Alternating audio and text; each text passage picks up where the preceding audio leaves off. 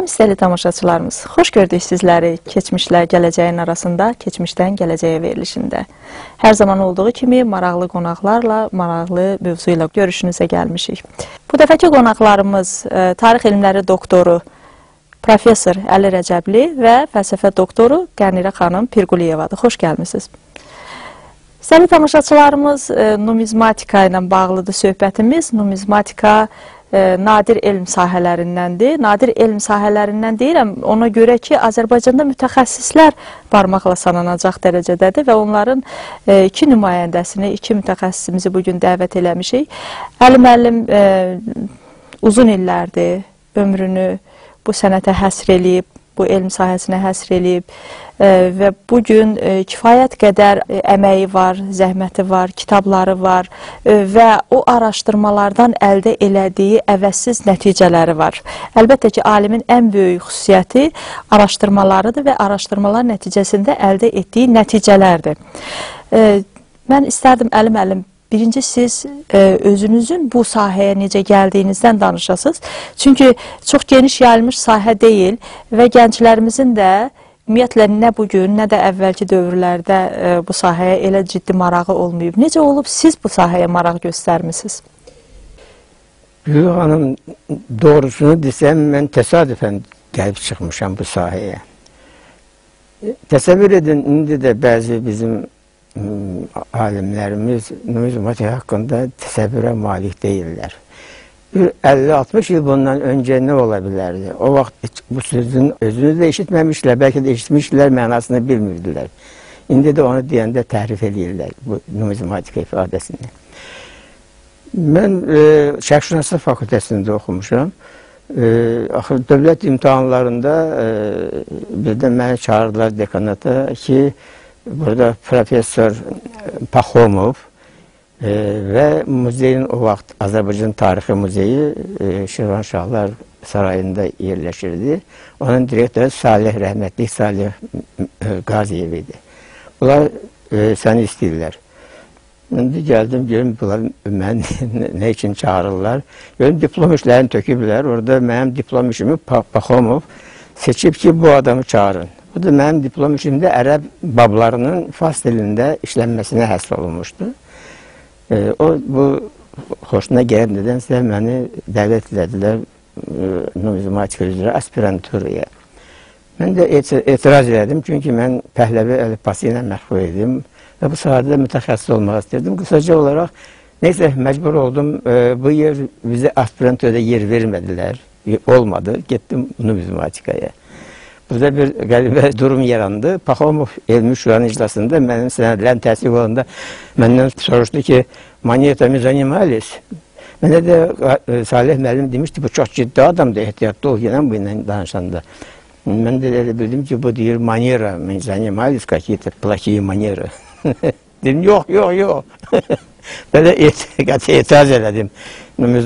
Numizmatikaya dəvət olunan adam, numizmatikada imtinədir. Ölçüdə mən gəldim, oldum aspirant. Muzeydə ümumiyyətlə birinci aspiranturaya mən bir aspirant kimi daxil oldum və bir neçə ay içərisində minimumları verdim. Sonradan qəribə bir hadisə ortaya çıxdı. O da məndən asılı, indiyəcən də onun sirrini bilmirəm. Məni aspiranturadan azad elədilər.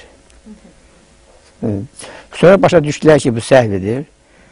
Səbəb göstərmədən. Familiyam, mən belə düşünürəm ki, Əhməd Rəcəbli, mərhum professor Zaqatovada işləyib vaxtı ilə.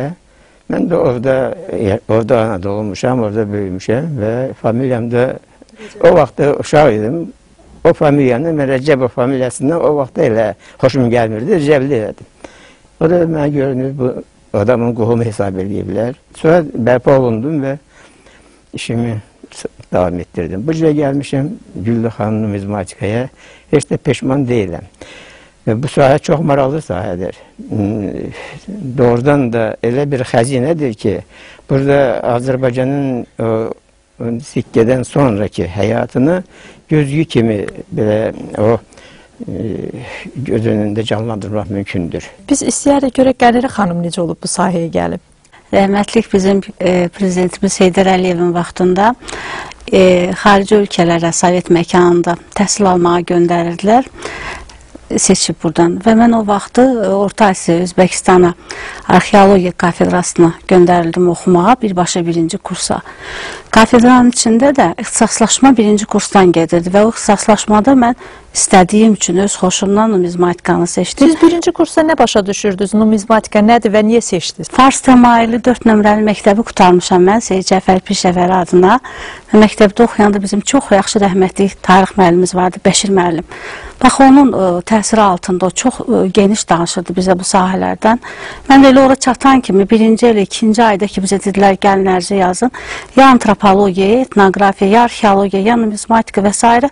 seçdim mən numizmatikanı da o sahə ilə də getdim. 3-cü kursda Əli müəllimin yanına gəlmişdim diplom mövzusu üçün. Və 3-cü kursdan 5-ci kursa qədər orada diplom mövzusunu yazdım və o da məndən sonra institutlarında çap olundu. Numizmatika Özbekistanın 1-ci cildində. Çox xoşbəxtəm, çox razıyam ki, elə bir sahə ilə məşğul olam ki, orada daha çox əlimizlə tapdığımız materialları qazıntılarda özümüz işləyirik, özümüz nəticələr çıxardırıq. Qəhrə xanım, bəzən təsadüfdən zərurət doğur, amma təsadüfən məcburiyyət qarşısında hansısa elm sahəsinə gələnlər var.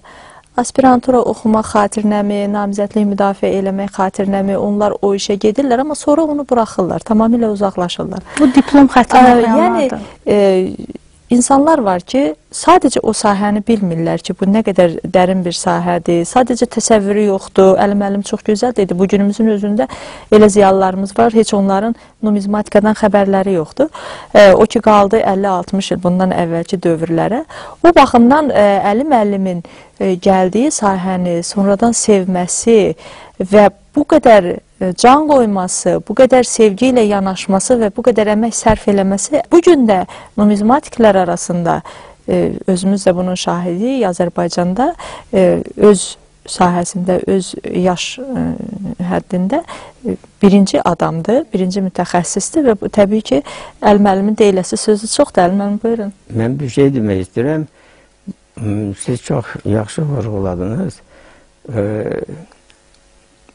İnsanın həyatında indi belə bir məqam gəlir ki, evlənmək məqamı gəlir. Bəziləri sevərək evlənirlər, bəziləri isə bir-birindən xoşları gəlir, sonradan bir-birini sevirlər, öyrəşirlər və gözəl həyat sürürlər. Amma o bir-birini həddindən artıq çılğın sevəndə bir də görürsən 1-2 ildən sonra ayrıldılar. Ümumiyyətlə, mən də o numizmatika haqqında təsəvvürüm olmasa da, gördüm ki, hər halda mən universitetdə də yaxşı oxumuşam. Mən ümumiyyətlə bu təhsil dövründə heç bir 4 qiymətim də olmayıb. Özümü tərifləmək üçün demirəm. Həvəsim sonradan yarandı və doğrudan da gördüm ki, bu dəyərli bir elmi sahəsi. Əli müəllim, nədir numizmatika? Nəyi öyrənir? Bax, bayaq dediniz ki, bir dəfinədir. Sözün əsl mənasında siz dəfinələrlə işləyirsiniz. Numizmatikanın inkişafında əsas rol oynayan dəfinələrdir. Düzdür, tək-tək pullar tapılır yer altından, sonra arxeologlar tapılırlar, hərdən bir tək-tük tapılırlar. Amma zənginləşdirən numizmatikanı dəfinələrdir. İndi vaxtı ilə hamı bilir bunu ki, dəfinə, dəfn sözündən də bastırmaq. Vaxtı ilə insanlar müəyyən şəraitdə ya müharibələr dövründə, ya başqa iqtisadi baxımdan, başqa hadisələr səbəbindən öz varidatını ən öncə, ən rahat bastırıla bilən sərvətini müəyyən gizli bir yerdə bastırıb və sonradan nədənsə yadından çıxıb, ya ölüb çıxıb gedib və bu dəfinələr indiyəcən bizə gəlib çatır. Hər il bizdə Azərbaycan arasında mən hesablama görə aşağı yuxarı 10-15 dəfinə tapılır. Dəfinələr cürbəcə, böyüyü var, kiçiyi var, müxtəlif mis dəfinələr nisbətən az tapılır. Çünki mis qiymətsiz metal olduğu üçün onu çox vaxtda bastırmayıblar yerə. Amma gümüş dəfinələr əsasən şərqdə gümüş dövriyyə vasitəsi rolunu, ən başlıca metal olub, dövriyyə vasitəsi rolunu oynayan və qismən də qızıl. Qızıl təəssüf ki, bizə çox az gəlib çatır. Çünki qızıl tapanlar onu elə odaca başını bağlayırlar. Amma gümüş dəfinələr gəlir. Amma son vaxtda təəssüf olsun ki, Onlar gümüş dəfənələr də bizə çox az gəlib çıxır muzeyə. Dövlətin qanunu var, hamımız bilirik ki, yeraltı sərvətlər, neft, qaz kimi, o da dövlətin, xalqın malıdır. Bu dövlətə mənsubdur, xalqa mənsubdur. Təəssüflər olsun ki, indi çox böyük tamahkar insanlar meydana çıxıb, dəfinə tapılan kimi onu demək, su istifadə edirlər, satırlar, neynirlər. Bizə göstərməyə gətirirlər muzeyə yalnız ki, bu hə, belə bir sikkə var, bunun nə olan şeydir. Bir dənəsini gətirirlər o boyda dəfinədə. Gətirirlər ki, hə, bunu baxın nədir, biz də dəyərini biləndən sonra yoxa çıxırlar. Bu çox acınacaqlı haldır. Necə də olsa, yenə də dəfinələr az da olsa gəlib çatır və bunun hesabına numizmatika elmi inkişaf edir. Numizmatik elmi adını çəkdiyimiz dəfinələr tərkibində olan sikkələr üzərində yaranmış bir elmidir. Sikkələrin tədqiq əsasında. Bunu hamımız yaxşı bilirik.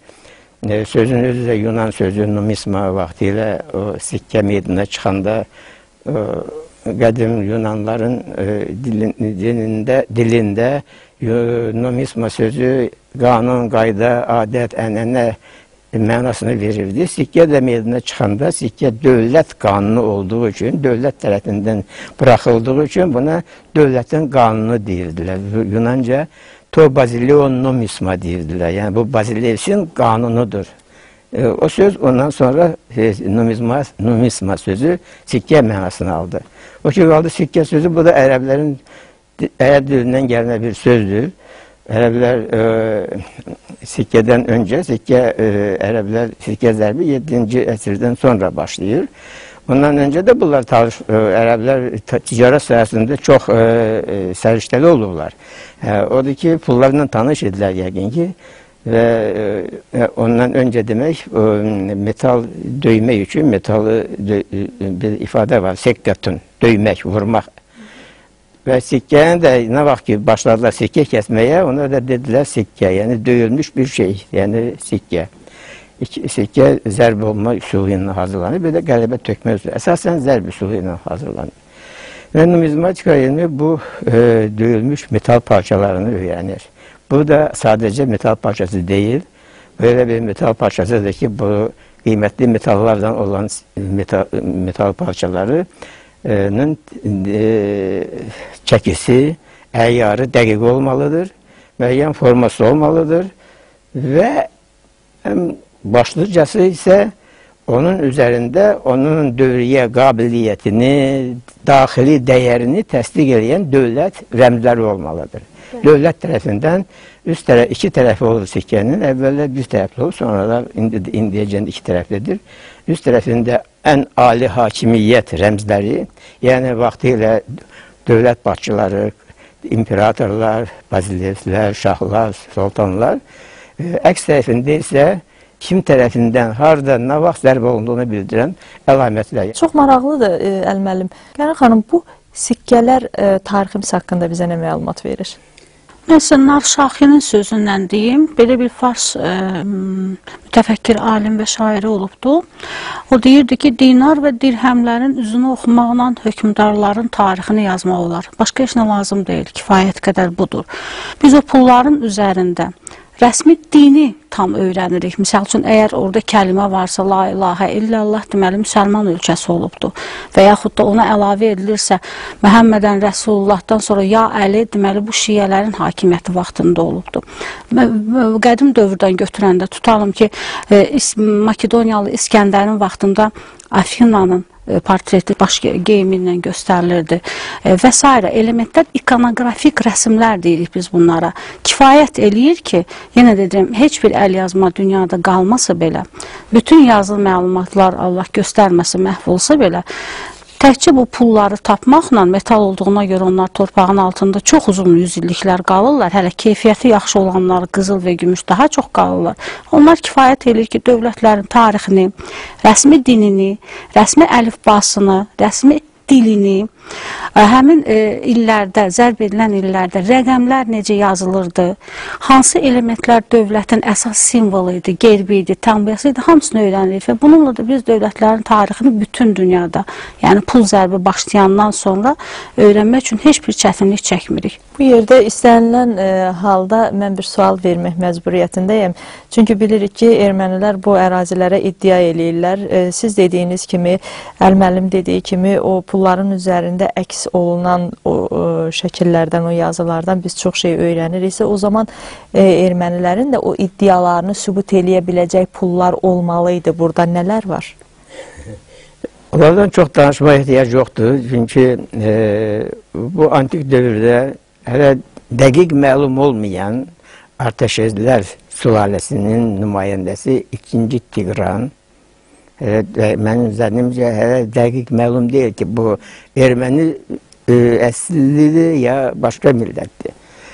Bunlar əldə bayraq tutub, onun sikkələrini və ondan sonra bir-iki demək Artaşezlərin hakimlərinin sikkələrini göstərirlər. Bunlar dünyaya məlumdur. Sonradan isə onların bir Kilikiyada bir balaca Çarlı yürüyüşləri zamanı Aralıq dənizi sahilində balaca bir dövlət düzəldiblər. Bu da Rum sərlikləri dövründə ləğv olundu. Siz ərəb mənbələrini bilirsiniz, yaxşı oxuyursunuz da. Orada nə yazılır? Orada erməni yazılır, yoxsa hay yazılır? Hay sözü yoxdur. Hay, sağ olun, buradan başlayalım. Yoxdur. Məsələn, biz Azərbaycanlılarıq. Etnik Türklərik. Mən Türk də deyə bilərəm özümə, Azərbaycan da deyə bilərəm. Bir o təsirlərdə son vaxtlaracən dövləti olmuyor və sikkəsi də olmuyor. Deməli, bu ərazilərdə əgər ermənilərin iddia elədikləri kimi onların dövləti vardısa, sonraki dövrlərdə də onların sikkələri olmalıydı. Demək, bunlar da dövlətçi özləri yazdılar. Deməli, olmayıb ki, bunların sikkələri də olmuyor. Bəli, özləri yazdılar. Bu yaxınlarda mən oxudum, bu Cənubi Qafqaz bankları, Erməni, Gürcü, Azərbaycan bankları, milli banklar bir kitab bırakıblar. Orada hər respublika özünün pulları haqqında yazıb. Təəssüf ki, Azərbaycanın pulları, sikkələr haqqında heç nə yazmayıb. Amma erməni götürüb yazıb. Gürcü geniş yazıb. Bizim bu zəngin numizmatikamız ola. Yəni o çox ciddi yanlışlıqdır, çox ciddi yanlışlıq. Orada erməni özü yazır ki, bizim dövlətçiyimiz olmadığından bu sonraki dövrlərdə pulumuz yoxdur. Belə bunu özləri etiraf edirlər. Bəli, çox gözəl. Belə ki, dövlət özü də müstəqil dövlət, hər hansı bir dövlət yox, müstəqil dövlət olmalıdır ki, sikkəsi olsun. 19-da İngiliz alimi, numizmatı Roma İmperiyasının tənəzzülünə aid kitab yazıb. İngiliz Decline Roman Empire. Orada belə bir cümlə işlədir. Əgər Roma, 500 illik Roma İmperiyası birdən-birə onun haqqında olan məlumatlar yoxa çıxsaydı, onun sikkələri ilə bütün onun tarixini bərpa etmək olardı. Sikkə bu qədər önəmli bir tarixi qaynaqdır. Mən bir kəlmə əlavə eləmək istəyirəm Gülxan. Bilirsiniz, bu ermənilər deyirlər ki, Qafqazın ən qədim millətidirlər, xalqıdırlar. Bunların əlifbası dünyanın ən qədim əlifbasıdır. Hind ari tayfalarının birinci yaradıcılardır. Onu da apardılar, çıxartdılar özlərinə. Bir dənə də olsun bunlar pul, sikkə ortaya qoymurlar ki, onun üstündə erməni əlifbasıyla nəsə yazılsın. Orada 2. Tigranın adıyla bıraxılan pulların 2 dənəsini Mingəçevirdə vaxtı ilə qazıntıda Salih müəllim rəhmətliyin qazıntılarından tapılmağını əllərində arqument eləyiblər. Bugün də Tigran Akerti bizim işğal edilmiş Ağdam ərazisində axtarıb güya tapıblar. Elə şey ola bilməz. Əgər Azərbaycanı və bütün Qafqazı ərəblər işğal edirdilərsə, pulların üzərində son dövr 19-cu əsrin sonlarına qədər ərəb əlifbasından olub pullar bu əlifbada. Erməninin də pulu o vaxt var idisə elə olmalıydı. Amma bizim qədim dövrlərimiz, ondan sonraki dövrlərdə bizim öz əlifbamız var. Bunların əlifbasında heç nə, bir dənə də pul yoxdur. Və ikinci bir faktor var. Mən bunu dəfələrlə mətbuatda yazmışam, onlar gözəl bilirlər. Gürcüstanda bu yaxınlarda mən konferansda idim.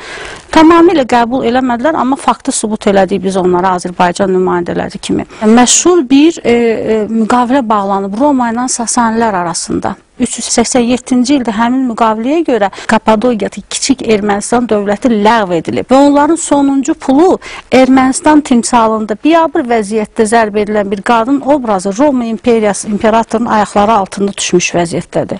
Və salam. Bu da onların pulu, sonuncu. Belə bir pul yoxdur o erməni əlifbasından olsun. Danışmaya çox ehtiyac yoxdur. Amma yenə də Yəni yoxdur onlar, artıq hər iki numizmatımızın söylədiklərindən bu nəticəyə gəldik ki, ermənilər haqqında danışmaq bu qədər. Yəni Qafqaz ərazisində ümumiyyətlə lazım deyil. Bu da çoxdur. Hətta bu da çoxdur. Çünki siz qeyd elədiyiniz kimi o sikkələr tarixdən xəbər verir, dövlətçilik ənənələrindən xəbər verir. Varsa.